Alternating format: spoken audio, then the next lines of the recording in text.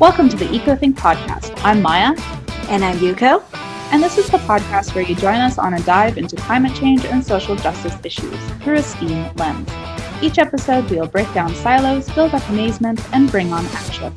Today, we are talking about plastic pollution. Also, we want to invite you to follow us on our Instagram and Twitter at EcoThink Productions. If you would like to join the Eco Geeks in supporting this podcast, you can do that on Patreon at www.patreon.com/EcoThink. Now, let's get on to the show.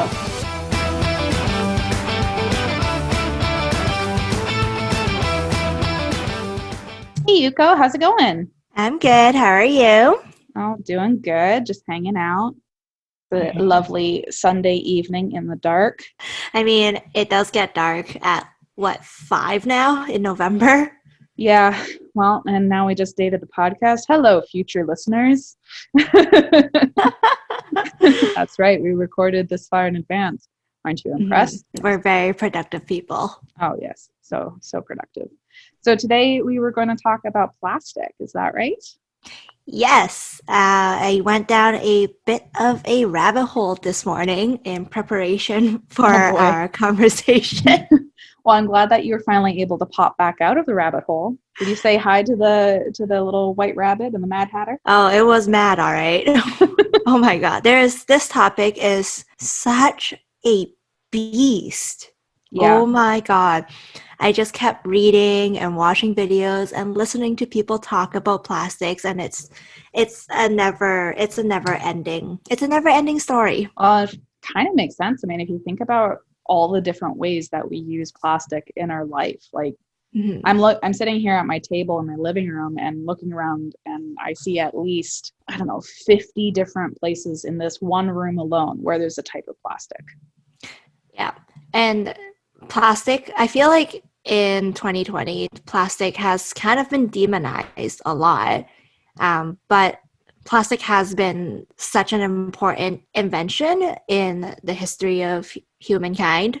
Can you think of anything that we use that don't use plastic? Oh, I think at least everything has a plastic version of it. But even like from like the manufacturing of certain items, even if it's like a metal straw, some plastic is involved. Yeah, I guess so. That must be true in terms of like the making of, right? It's not like a blacksmith was making the metal straw. Although, if there is a blacksmith out there that does make metal straws, I would like to see a YouTube video of that post-haste, because that sounds hot.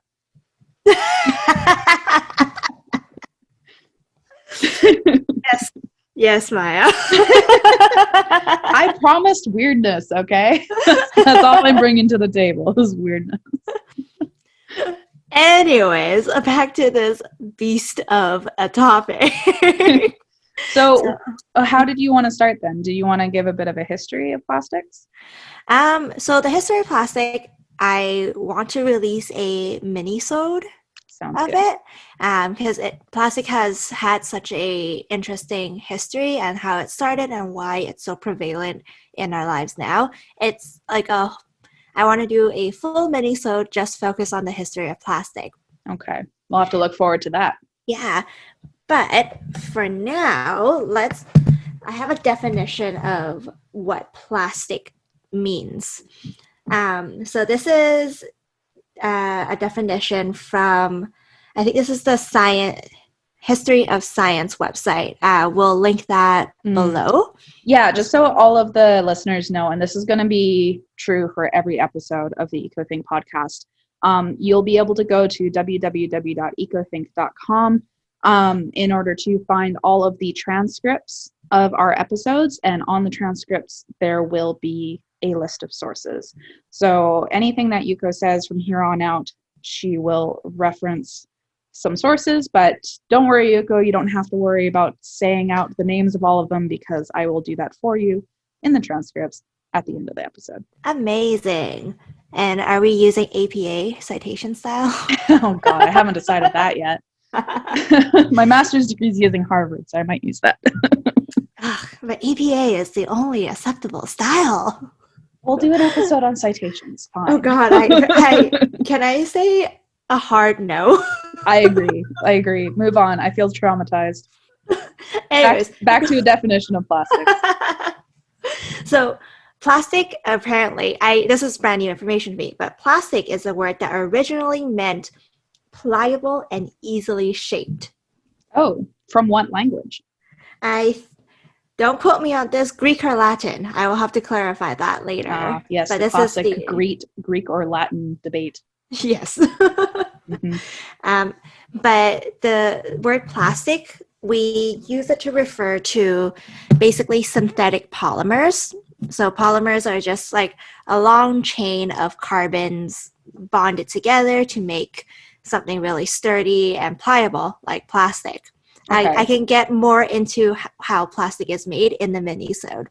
So it's like a polymer that's like a chemical substance, essentially. Yeah. Okay. Interesting. So plastic just, in our history, it's just easy to make, easy to produce, and it's super pliable. So we could apply plastic to anything, any part of our life, from manufacturing something to shaping it into a spoon for our takeout utensils. Yeah, and going back to that comment you made before about how in 2020 plastic has been demonized, I would say it's usually the one-use plastic that's been demonized. Is that right? Yes. So if you live in Canada, you might have heard the Trudeau government proposing a ban on single-use plastics by 2023. And I believe that they're starting this effort in next year in 2021. I'm not quite sure how COVID is going to affect that. I didn't see too much about it. So most of the news articles and information I got has been dated back in October 2020.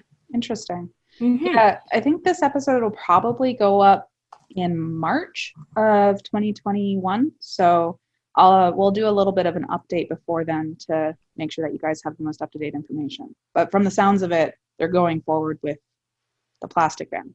Single-use plastic ban. Single-use plastic bag. And specifically, they're banning single-use plastic bags. They're banning the plastic utensils and takeout containers. They're also banning those beer packs, the 6-pack rings. There you go. That's what I'm saying. Banning single-use straws and things like stir sticks. So they're banning all single-use items that the government has identified as non-recyclable and with a reusable alternative to it. Interesting. Yeah. So notice that not all single-use plastic is on this list because right now in the middle of the pandemic, there's the PPE, the personal protective equipment, which are also, there's a bunch of different plastics in those equipment, which is what makes it, protective, because things can't penetrate through those layers of plastic. So it's been a very interesting and difficult thing to navigate. How do we dispose of these personal protective equipment? Because it's essential, especially during a pandemic. All of our frontline workers are using it. And everything that I've looked into has come back to the point of it's not really the product that's the problem. It's how we manage the waste. Okay. Can you go into that a little bit more? Like, are you talking about like how it's recycled or into the landfill? Yeah. So I was watching a CBC News video on YouTube, and they interviewed this, I think her title is assistant professor. I think she's based out of U of T. Her name is Chelsea Rockman. And she brought up the fact that we only really recycle 25% of any recyclable material. Like only 25% of our waste goes into the blue bin. But out of that 25%, only 9% is recycled. So basically, when I'm going about my day-to-day life, only 25% of all of the garbage that I make is actually going to the recycling bin. But even then, further on, like once it's left my house and has gone to the so-called recycling facility, only less than 10% of what I sent them is actually having anything done with it. That's what you're saying. Yes. Why? Just why? That's ridiculous. Why is it so low? So for me, growing up, I've always recycled it. Like you learn, you rinse everything out, you clean it off with soap, and then you throw it into the recycling bin. Mm-hmm. That's how I've always done it. But the reason why this number is so low is because a lot of the recycled materials that get sent out, they're contaminated. So like food, I think it's mostly food contamination, like mold, it's bacteria ridden. You can't recycle it correctly. And our system is also not set up for recycling. Like we don't have the right infrastructure to recycle everything because a lot of products use different types of plastics. Not every plastic is recycled the same way. But we're also not set up to sort it and to recycle everything and like separate out all the different plastic components to it. So you're saying that essentially like the little clamshell that I get my strawberries in, mm-hmm. that's a different type of plastic to the plastic water bottle, and one of those is easier to recycle than the other, but they both need to be recycled differently. Exactly. Yeah. Yeah. So I kind of dived into this recycling rabbit hole a little bit, which I'm hoping we can make a whole episode on recycling. And I think we should. It sounds like it's a pretty big issue in terms of like how we actually deal with the waste itself. But so going back to this idea of the single-use plastic ban that's being proposed by the federal government, I know that here in Victoria, we had a city level plastic bag ban a couple years ago, I think is when it was put in place. Mm-hmm. And so basically this federal level single-use plastic ban is going to make all of those citywide bans kind of ubiquitous in the sense that the entire country would have to go through with it. Yes, mm-hmm. essentially. So I did see a short clip of, I believe his name, let me look at my notes here. His name is Jonathan Wilkinson, and he's the Minister of Environment and Climate Change in Canada. Mm-hmm. So he mentioned that what the government is trying to propose, like the single-use plastic ban, lots of communities in Canada have already been ahead of the curve. Yeah. On that, especially here in Victoria. Everywhere you go, people are always carrying a reusable shopping bag. Like I have one clipped onto my bag as well. Yeah. Mm-hmm. Oh, it's gotten really, really popular. Mm-hmm. In your research, this kind of follows the same line of thought. It's not the bag specifically, but actually to do with the plastic straw. Mm-hmm.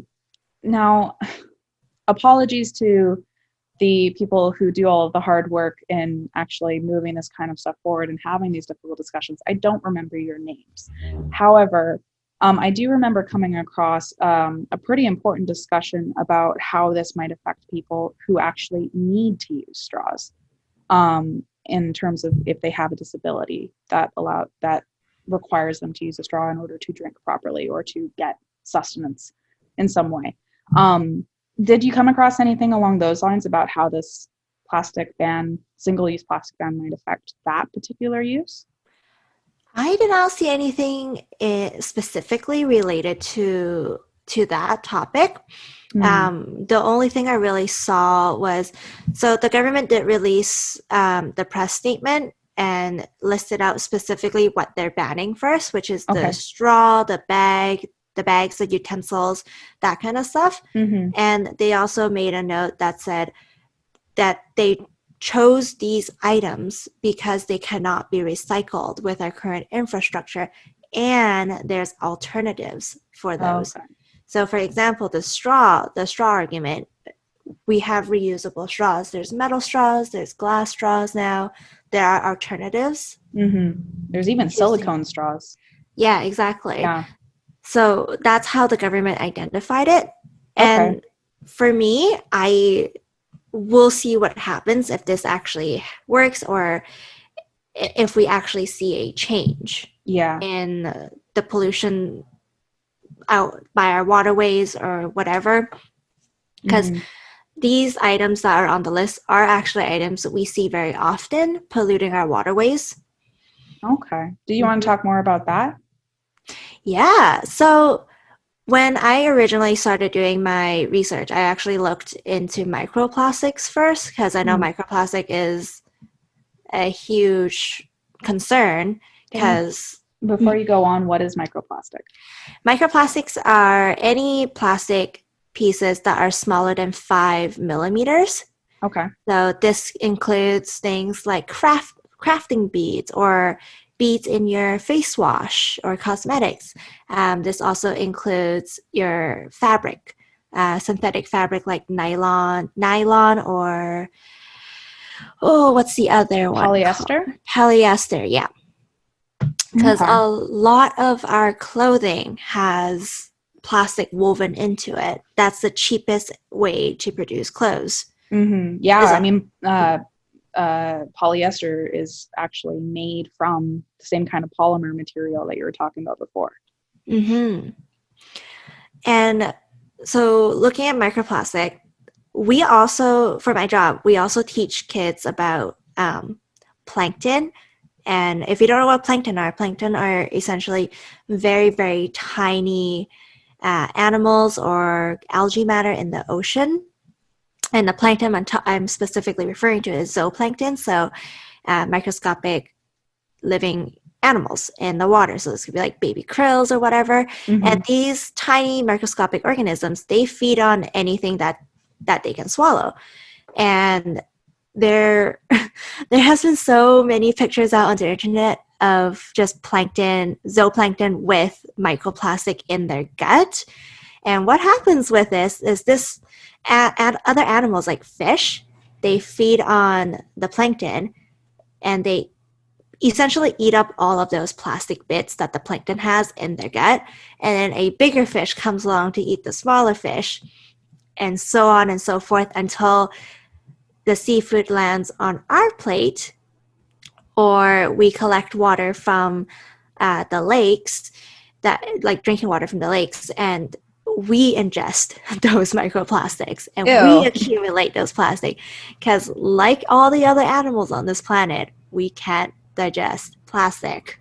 Ew, that's gross. So that was where my research kind of started. And it's, where does this microplastic come from? And sorry, go ahead. Well, so you made a point that like people can't digest it and animals can't digest it. Like plastic doesn't biodegrade, right? Like, so it could just be that all of these straws or plastic bags or, clamshells for your strawberries, or even things that like fall off fishing boats and stuff like that. Like it comes from all sorts of places, right? So is it just that microplastics is what happens when these things are out in the wild for so long that they break down and they just keep getting to be smaller and smaller and smaller? Parts of it are those larger items breaking down into smaller bits and pieces. Yeah. And the other parts, actually a huge percentage of it comes from our clothing. Wow, okay. Like whenever you wash your clothing and it just gets drained away. Yeah. So we have a lint catcher in our dryers that catches a lot of those, but when you're washing your clothes, that water just gets drained away with those microscopic fibers that get washed out of your clothing, and it just gets drained into the ocean. Is there a way to stop that? Well, there's a couple expensive ways to stop that. Expensive? Like you have to buy a whole new washing machine or something? You can apparently get filters for your washing machine that catches all of those bits and pieces before the water drains. But those are fairly expensive, and I didn't look into specific models, but those filters exist. Interesting. And the other way is to use like bags, like laundry bags for your clothing. But that I need to look into that a little bit more. I wonder if there's it would be really interesting to know if somebody out there listening to this has come across a study that like demonstrates how effective that is in terms of reducing microplastics from your clothing. Like if it's as simple as putting your clothing in a bag before putting it into the washing machine, that seems like a pretty simple fix. Yeah. The most simple fix, though, or not fix, the most simple way to kind of prevent your clothing fibers of getting into the ocean is to, one, buy less clothes, and don't buy synthetic clothing. So don't buy clothes with polyester or nylon in it. So choose cotton or linen or whatever. Okay. And the third is don't wash your clothes as often. But what if I'm super sweaty? What if I stink, Yuko? Well, you can do what most teenage boys do and just axe your clothing right on it. Hashtag not sponsored. But I thought that was really interesting because I didn't even think about the fact that my clothing has plastic in it. Yeah, well, and I mean, you and I both quite enjoy outdoor activities, right? And going hiking and stuff like that. And I'm just thinking about like all of the clothing I've ever bought to go hiking in or to go kayaking in. It's usually made out of like the super high tech fabric that like you're guaranteed that that's not natural fabric. That's definitely some kind of man-made polymer extrusion. But like this isn't to say like don't buy any new clothes. It's just saying like, hey, kind of be conscious of where you're shopping and what materials that you're purchasing from, what materials you're purchasing and what they're made of, and kind of decide for yourself like, oh, do I need another synthetic item of clothing? And also buying used is always a good thing. Reduce, reuse, recycle, right? Yeah, well, and actually I love that you brought those 3 R's up because I was reading a fun book that is called The Zero Waste Home by B. Johnson. She's a French lady.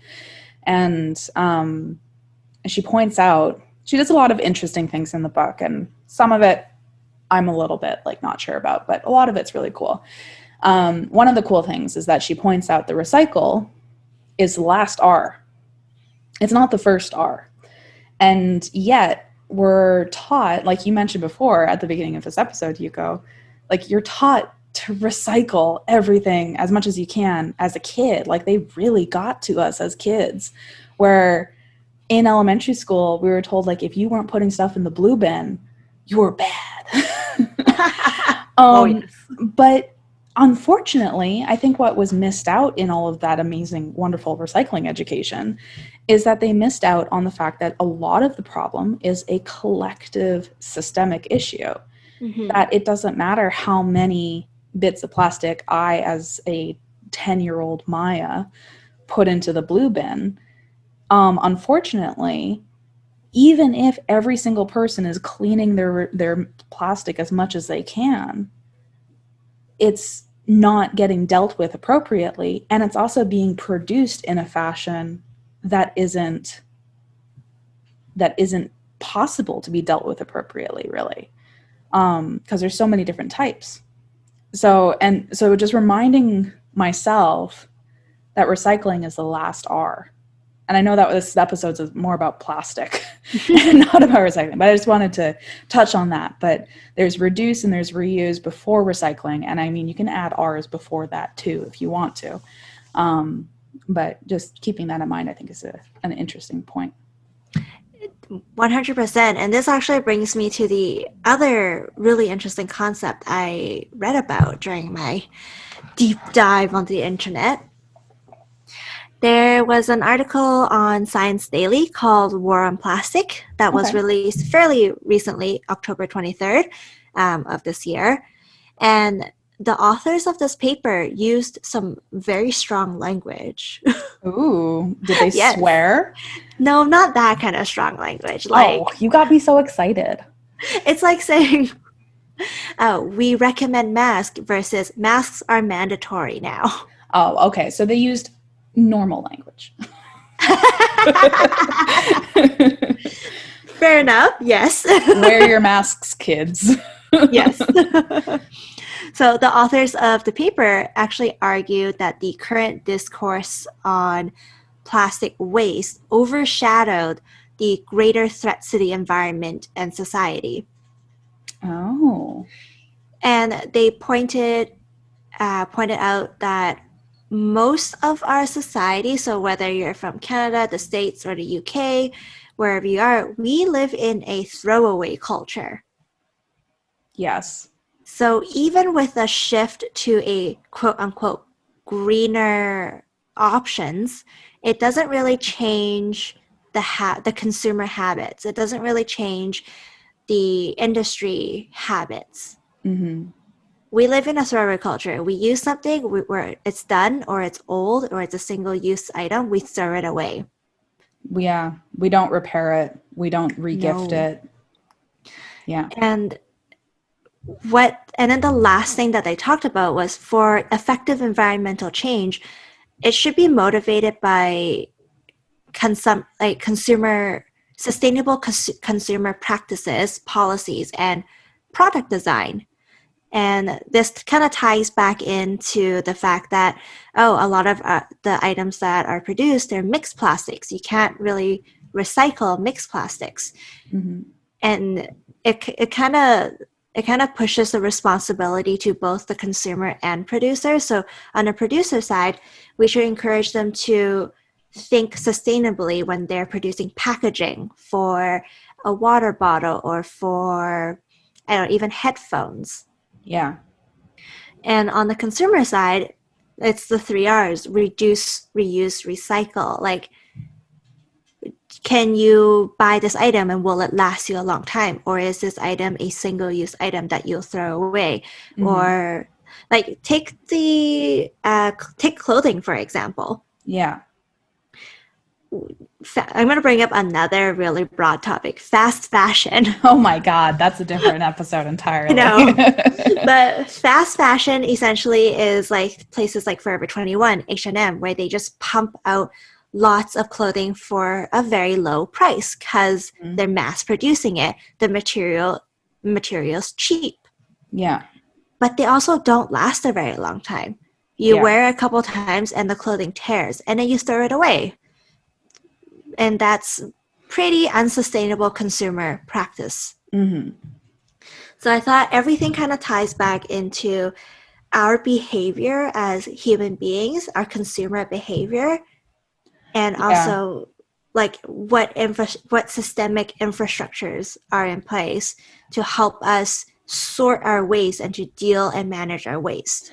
And also the systemic infrastructure in place of what is even offered to consumers on the producer's end of it. Because, I mean, Forever 21 and H&M, like they're, again, hashtag not sponsored, but they are, sometimes that kind of big box store is one of the only accessible options for people.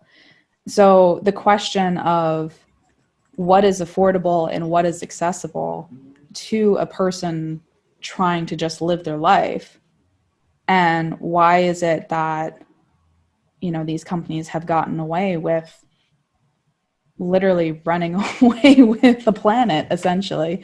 And I mean, they're not the only ones that do it. Obviously, this is a issue that spans pretty much everything we'll talk about. But we're kind of getting away from the plastic topic. So was there anything else that you wanted to discuss about plastics? Yes, I kind of went on a big tangent on That's consumers, okay. and because it was super interesting. It was just like, and then there was another paper that did a analysis on why do people reuse Lululemon bags? Because they like the brand, obviously. They're motivated by the brand. So, like, what motivates people to consume plastic items versus reusable, or I guess plastics are reusable, but like more quote unquote greener options. Mm-hmm. Let's see what else I have written down here. My notes is a jumble mess, like my brain usually is. Yeah, I think that's really it. I looked a lot into less about plastic pollution and more about waste management and how we manage our plastics. Yeah, I thought that was more uplifting. Like, okay, so this is the problem. It's really not the product that's the problem. It's how we treat it at the end of its life. Yeah, for sure. And I think taking that kind of life cycle and viewpoint of it, like how does it go? I'm obsessed with life cycle analysis. So all listeners, get used to me talking about it. The cradle to grave mentality of how is this thing produced?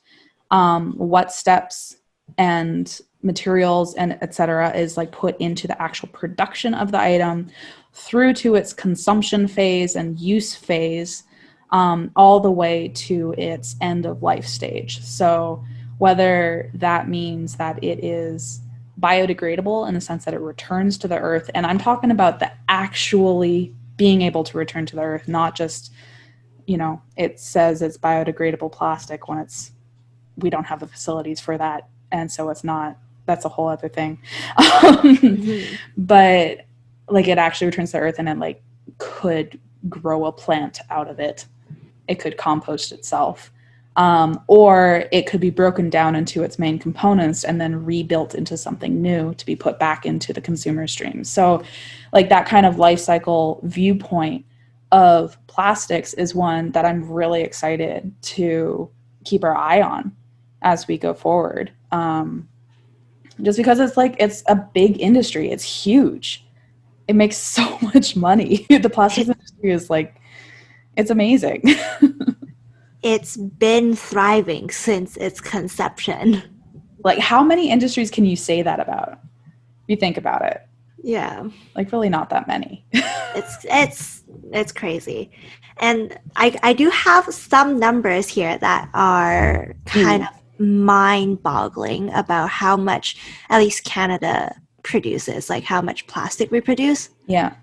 Let me see. So Canadians throw away about 3 million tons of plastic waste. 3 million tons? There's like 35 million Canadians in this country. So we throw away like almost, was that like 8% of our population? Yeah, essentially. Like I just even thinking about our garbage bags are also plastic. Oh my God. Don't get me started on soft plastics, man. Hey, this is what I was saying about the different types of plastic and how we don't have the infrastructure to recycle every single type. Yeah. It's crazy.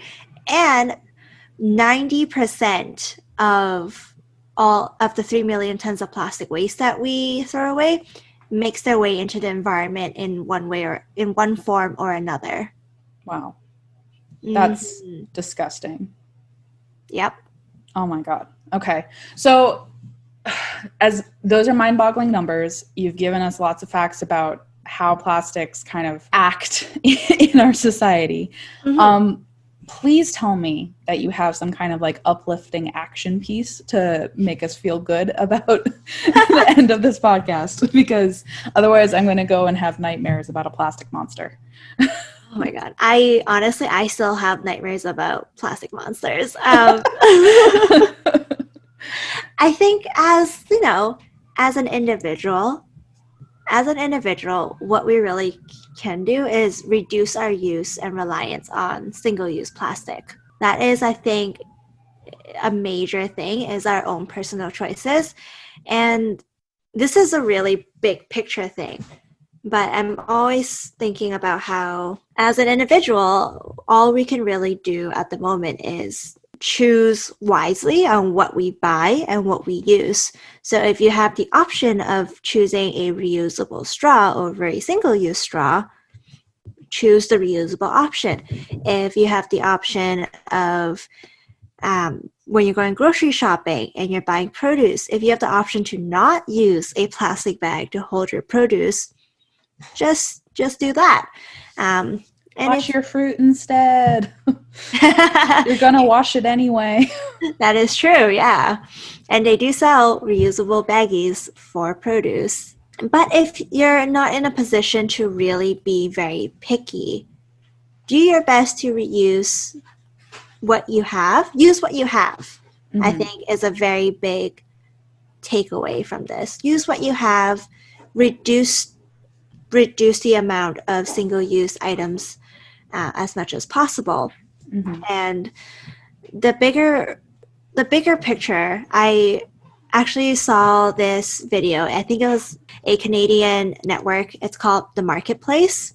Okay. And it was talking about how when you're grocery shopping, a lot of the produce, a lot of the stuff that doesn't need packaging are packaged. Really difficult for us to control because that's corporate, that's the suppliers. And they're also, it's not always necessary to package specific things. Like, I'll give a super simple example, but potatoes, I learned recently, will actually go moldy way faster if they're kept in a plastic bag than if they're just sitting like on a counter or in a basket or something like that. Because like if you think about it, a lot of potatoes, I mean, not all species of potato, but a lot of potatoes are a storage vegetable that if you were to grow them as a winter crop, you could store them all the way through until spring if they're stored properly. And yet I definitely have noticed a couple of bags of potatoes of mine going off way sooner than springtime. Thank you very much. So I've been trying to store them outside of a plastic bag, and I've seen a noticeable improvement. And that's just my own anecdotal evidence. But if that's anything similar to what you're talking about, then definitely reconsidering what needs to be in a plastic bag and what doesn't, I think is important. Yeah. And that's exactly it. Like, our fruit and vegetables have natural packaging on it. They do. We don't have to package them again. Oh, you know what bothers me so much? Bagged oranges and bananas. Yes. Can we just all have a moment to rant about bagged oranges and bananas? Why? They have a thick peel. It's nature has designed them like that. Just let them. Oh my God. Let them free. Anytime I just feel like venting, I just look up images of packaged bananas and I just get so angry. But yeah, and this is on a corporate level. This is like outside of an individual person. What can we do about it? We could always write angry letters to those companies. Could do. I wonder, I would love to hear stories from our listeners if anyone has done that and gotten a response. I'm just curious, and it would be amazing to hear your success stories and commiserate over the stories that maybe didn't go so well. So yeah. But like that's a question that I'm always like, oh, how do we get our suppliers, the people who supply our food or whatever, how can we get them to change their packaging decisions? Exactly. Yeah. I think there was a really good, this was already like 3 years ago that it hit the news, but there are people who were leaving the plastic packaging at the store where they would buy the vegetables and the bag is usually what has the UPC code on it, which is the barcode. And they would buy it, and then before leaving the store, they would just take off the plastic packaging and just put it like on the counter in the store. And I'm not advocating this because that feels like I feel so bad for the people who actually are working the counter because, you know, they're just like us. They're just living. They're just living. But at the same time, like, what a message to the store, to the managers of the store. Like, if this is happening at a large enough scale, frequently enough, it's a form of protest, and props to people who do that. So, I mean, Yeah, we can talk about this more and more. I'm sorry I deviated from the original goal of this topic. Don't apologize. Honestly, I enjoyed hearing your story of going down a rabbit hole and veering left very much. Complete left turn. And I don't think this will be the last we'll talk about plastics either. So no. This just gives us more places to go in the future. Actually, I will ask you that. After going through all of this, other than the recycling question, which we've already decided we're going to talk about, obviously, are there any other areas that you're like, we should definitely talk about this in the future? Besides recycling, well, I think I would do a deep dive on plastics making their way into the deep sea. I think that would be a very interesting, actually focus on the ocean rather than our societal shortcomings. Yeah. Well, and just that's a pretty good reminder to everyone listening that you were supposed to do ocean plastics as your topic. So that's how far we got from that. But I'm still interested in hearing about it. Yes. Maybe I'll continue plastics again for next week. But I'm kind of on this binge of just reading and listening to people talk about it. We'll see where we go. I'm definitely interested in hearing about the recycling side, but I'm also really curious if we can do more of a dive into how plastics are made. Yeah. Because it sounds like such an interesting chemical process, and I would love to learn, especially because there's so many new, quote unquote, biodegradable plastics kind of coming onto the market now, that it would be interesting to learn what is the difference between something that's recyclable and something that's biodegradable in the plastic industry. And where does that difference come into play in terms of manufacturing it and the chemical processes and all that kind of stuff? Because I know that it comes up a lot in conversation with my own brain, because I don't have anyone else to talk to about this, but it comes up a lot in my own brain about just how these new biodegradable plastics are actually supposed to be a solution to the waste problem. And yet we often, depending on where you are in the world, I know Victoria definitely does not have the proper facility to actually deal with that biodegradable plastic. So it ends up just going to landfill and not biodegrading in the landfill. That would be a future topic that I'd be interested in looking into. And if you, as the audience, have any questions regarding plastic, whether it be ocean plastic pollution or recycling, pop those questions down in the comment section, and then we will do our best to answer them or do a whole episode on it. Yeah, awesome. Thank you so much for doing that deep dive with me, Yuko. Thank you for listening to me rant. Awesome. Thank you for listening to this episode of the EcoThink podcast. We hope you enjoyed learning something with us today. The EcoThink podcast is an official podcast of EcoThink Productions. You can find past episodes on www.ecothinkproductions.com/podcast. You can support this podcast by following us on Instagram and Twitter at EcoThink Productions, and join the Patreon on www.patreon.com/EcoThink. Thanks for listening. See you next time.